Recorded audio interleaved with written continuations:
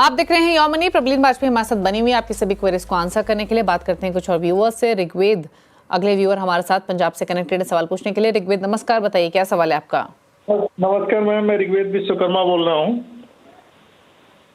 तो बताइए क्या सवाल है आपका। मैं Tata digital fund direct growth में 5000 SIP कर रहा हूँ जी। SBI small cap fund growth में 5000, SBI इलेसेस टैक्स सेवर फंड में 3000, SBI और इसके अलावा SBI मेगनम चिल्ड्रन बेनिफिट फंड में 3000 मैम। ओके, तो टोटल तो आपका 16,000 की टोटल SIP। आपके पोर्टफोलियो की वैल्यू कितनी है और क्या टारगेट है आपका। मेरा मैम 1.5 करोड़ का टारगेट है अभी, 12 साल का 3 लाख पोर्टफोलियो में है। ओके, तो 3 लाख की पोर्टफोलियो की वैल्यू है, 12 साल में 1.5 करोड़ का लक्ष्य है, 16,000 के SIP है। फंड्स के नाम प्रबलीन इन्होंने बताया ऑलरेडी। बताइए सजेशन। ऋग्वेद जी, आपके बहुत सारे फंड्स SBI म्यूचुअल फंड से ही हैं। 3 फंड्स तो आपके SBI के ही हैं, तो बहुत सारा जो है वो वहां पे कंसंट्रेशन है पोर्टफोलियो का इन टर्म्स ऑफ जो आपकी EMC है। और जो आपका चौथा फंड है वो भी एक सेक्टोरल फंड है। तो आपके फंड का कोई ज्यादा कोर बना नहीं हुआ है, तो मेरी राय होगी कि अभी हम इसको थोड़ा चेंज करें। आप इन सारे फंड्स में से सिर्फ एक को कंटिन्यू करिए, जो कि है आपका SBI स्मॉल कैप। उसके बाद आप बाकी सब फंड्स में अपनी SIP को स्टॉप करिए और आप एक ऐड करिए simple large cap index fund Nifty 50 equal weight, एक simple mid cap index fund Nifty 150 mid cap fund, और एक मल्टी कैप फंड कोटक का ले लीजिए, निपॉन का ले लीजिए, या कोई भी अच्छे फंड हाउस का HDFC का ले लीजिए। और इससे आपका पोर्टफोलियो बनेगा 2 एक्टिव फंड्स और 2 पैसिव फंड्स का, और उसके साथ आप अपना आगे एक तो पोर्टफोलियो को कंटिन्यू करिए। दूसरा जो आपका टारगेट है 16,000 की SIP में हम सिर्फ 60 लाख तक जमा कर पाएंगे, तो हमें अपनी SIP को बढ़ाने की जरूरत है। तो या तो हम अपनी SIP को 30,000 तक लेके जाएं और फिर हर साल भी 10% से इंक्रीज करें। तो जो हमारा 1.5 करोड़ का 12 साल में टारगेट है वो थोड़ा स्टिफ पड़ रहा है, तो आपको अपने निवेश को बढ़ाने की जरूरत है। और मेरे ख्याल से आप किसी की सलाह लेके एक बेसिक, जैसे मैंने आपको सजेस्ट किया है, एक कोर बनाते हुए अपनी निवेश में आइए। आपका अभी आपको ना टैक्स सेवर की जरूरत है। जो चाइल्ड फंड है वो भी कोई बहुत आपको अलग से वो नहीं दे रहा है, वो फ्लेक्सी कैप की तरह ही ऑपरेट करता है। और सेक्टोरल फंड तो आपको बिल्कुल ही नहीं चाहिए।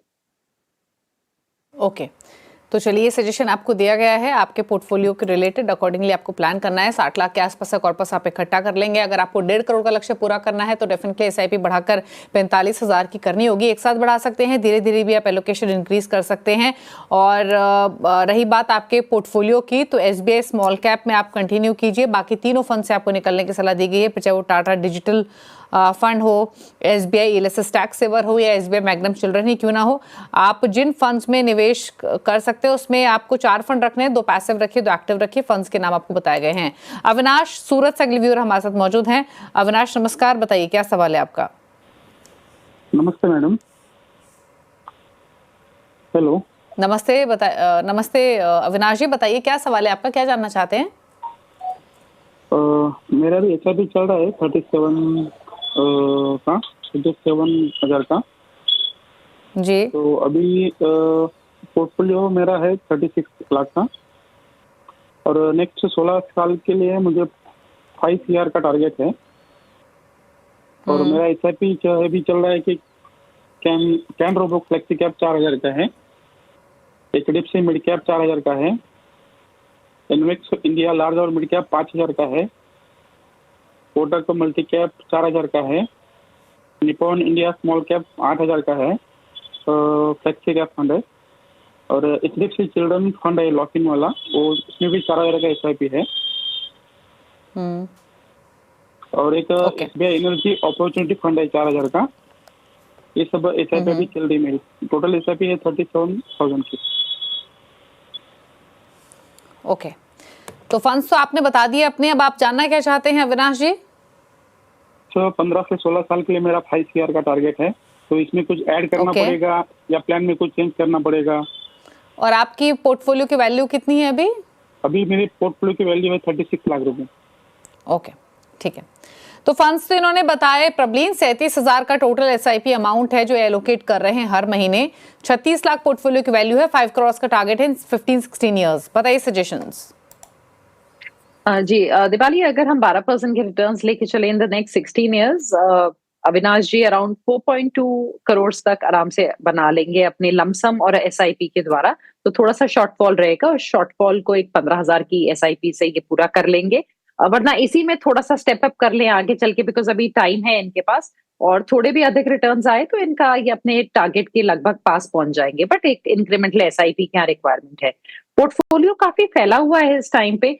मेरी इमीडिएट राय होगी कि आप अपना चिल्ड्रंस फंड जो है उसमें और एसबीआई एनर्जी अपॉर्चुनिटीज 2 में जो 8,000 की एसआईपी जा रही है आप उसको स्टॉप करें। आप बाकी फंड्स को कंटिन्यूड रखें और उसके बाद कोई और फंड अभी मत ऐड करिए और आप अपना एसआईपी उन्हीं में बढ़ा लीजिए। एंड गोइंग फॉरवर्ड अगर आपको लगता है जब आप अपना एसआईपी अमाउंट बढ़ाएंगे तो लंबे समय के लिए एक गोल्ड को डेफिनेटली आप ऐड कर सकते हैं या गोल्ड एंड सिल्वर के कॉम्बिनेशन को ऐड कर सकते हैं। बट 2 एसआईपीज को अभी आप रोक सकते हैं, उनकी रिक्वायरमेंट नहीं है आपके पोर्टफोलियो में। SBI energy opportunities and HDFC children's fund. Okay, तो चलिए ये सलाह आपके पोर्टफोलियो को लेकर दी गई है। अकॉर्डिंगली आप चेंजेस कीजिए अपने पोर्टफोलियो में, एलोकेशन बनाना पड़ेगा अपने 5 करोड़ के लक्ष्य को हासिल करने के लिए। चलिए सवाल इतने शामिल करेंगे। शुक्रिया प्रबलीन शो में आने के लिए और सभी क्वेरीज को आंसर करने के लिए। जाते जाते आप अपनी स्क्रीन पर प्रबलीन के टॉप 4 फंड्स भी देख सकते हैं अगर आप उनकी चॉइस के हिसाब से पोर्टफोलियो क्रिएट करना चाहते हैं। तो एक कंप्लीट पोर्टफोलियो रिकमेंडेशंस आपकी स्क्रीन पर प्रबलीन की तरफ से। इसी के साथ योर मनी में तो इतना ही। ब्रेक उस पर भी खबरें जारी हैं। नमस्कार।